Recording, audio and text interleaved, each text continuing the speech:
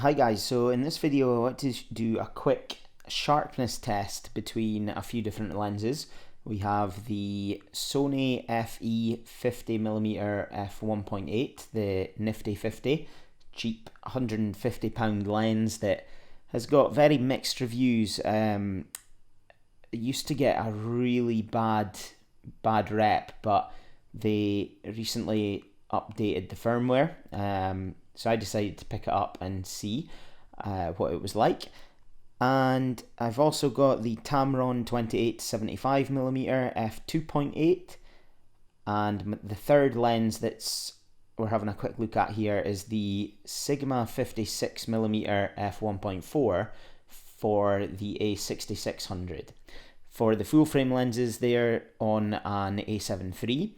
And the reason for this quick comparison is simply because I was looking at getting a 50mm prime equivalent on the full frame system for when my Tamron is lacking a bit of light, and wanted to see whether this 50mm was going to be usable in a professional sense compared to the Tamron at 2.8. Now, I know obviously straight away the difference in aperture is going to play a part there, but I want to have a wee look at the comparison, and more so how the 50 was going to be wide open rather than stopping it down to f2.8 and doing a direct comparison to the Tamron at the same aperture, because that's not really what I would be using it for. I'd be using it at f1.8, maybe f2.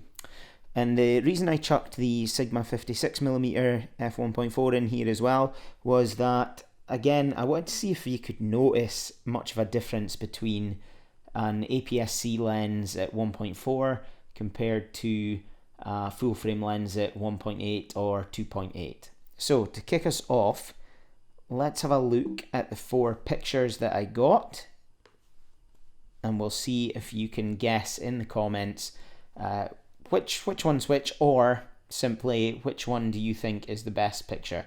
We've got my Rode Video Mic NTG as the subject of today's comparison, and that's what you're actually listening to just now with my audio. I've got that plugged in as I'm recording this video. So here is what we'll call picture A, and I'm not going to reveal which lens this was taken on just yet. And then switching over to picture B.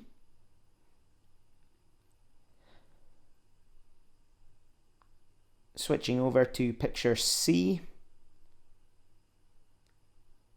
And finally switching over to picture D.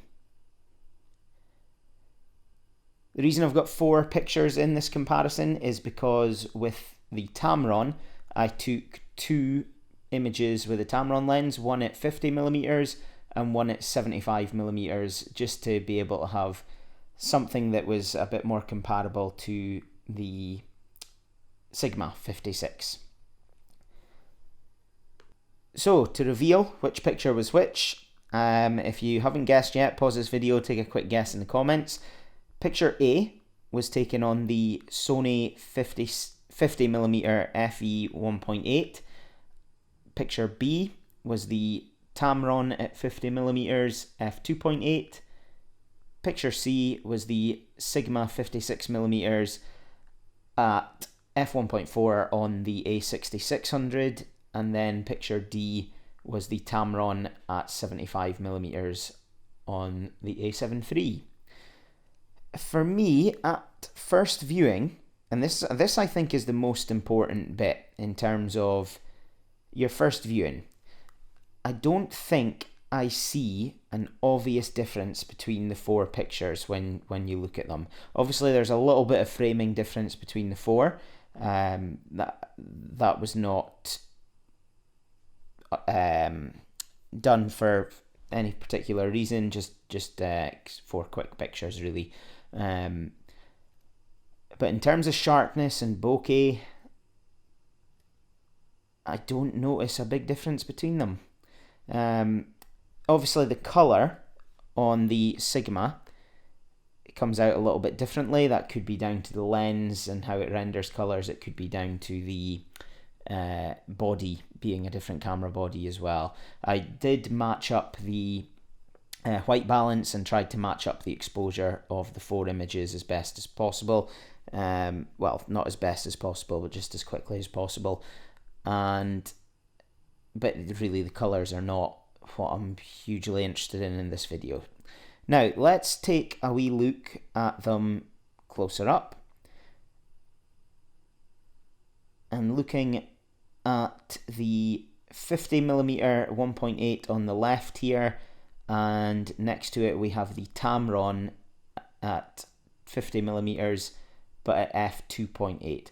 Both were 1/200th of a second and ISO 100 in order to try and keep as much of the settings as equal as possible. I did have a flash for this just to add some light, and I wanted to keep that ISO down so that noise wasn't going to be an issue. And when I zoom in here, what I think is the main difference, there isn't much sharpness difference. Now that really impresses me with the Plastic Fantastic, as it's called, because for £150 compared to £600 or £700 for the Tamron, the sharpness of this is really quite impressive.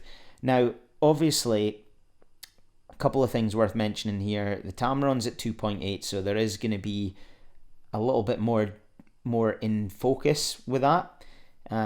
Also, the Tamron has the versatility of the zoom and the faster focusing as well. So there is multiple benefits to the Tamron, and I do absolutely love that lens. But as I said, the main thing I was wanting to find out about this cheap lens was, does its sharpness pack a punch?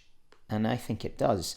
The things I would typically be taking pictures of in a professional sense wouldn't necessarily be moving too much. So in terms of the speed of the autofocus, which actually isn't too bad, I'll maybe do another review of that at a later date once I've had a bit more practice with it. But the autofocus speed isn't too bad. What I do notice with the Sony is a bit of chromatic aberration at the contrasting edges, which I did expect. I was looking at the Zeiss 55 as an option, and that lens is a lot more expensive. It's probably around £600 or £700. But what put me off that was the reviews all showed that it had quite significant chromatic aberration. So I'm not actually too bothered about what you're getting on this 50, and that should easily be able to be corrected. Might have to do it manually. I did click on the aberrations button, but no, quite impressed with that, I have to say. Moving on, let's have a look at the Tamron at 75mm. We'll pop that on the left hand side, and then we'll pop the Sigma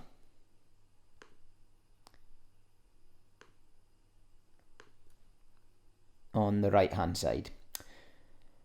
And so the reason for this comparison is I basically wanted to see, could an APS-C lens on an APS-C body cut it when up against a full frame lens on a full frame body? On the surface, to me, I think it looks good.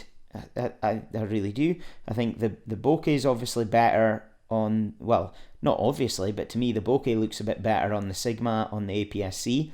At 1.4 on an APS-C lens, that APS-C body, that's effectively a similar sort of look as f2 on a full frame body. So I probably would have expected the Sigma to have a little bit better rendering of its out of focus areas. Not a massive difference between the two, but so far so good. Zooming in, let's have a look at sharpness. And again on the left is the Tamron at 75mm, so not quite the same equivalent focal length, but close enough for a comparison, I would say. And I do think the Tamron is sharper here. You can clearly see the sharpness difference between the two. But that's not to say that this Sigma is not sharp. I have used it a lot at weddings, where I've been doing the video mainly, but sometimes I've thrown in a few pictures of guests partying later on just for fun, and I absolutely love the Sigma 56 lens. I think it's a really beautiful lens, and the results are generally pretty fantastic.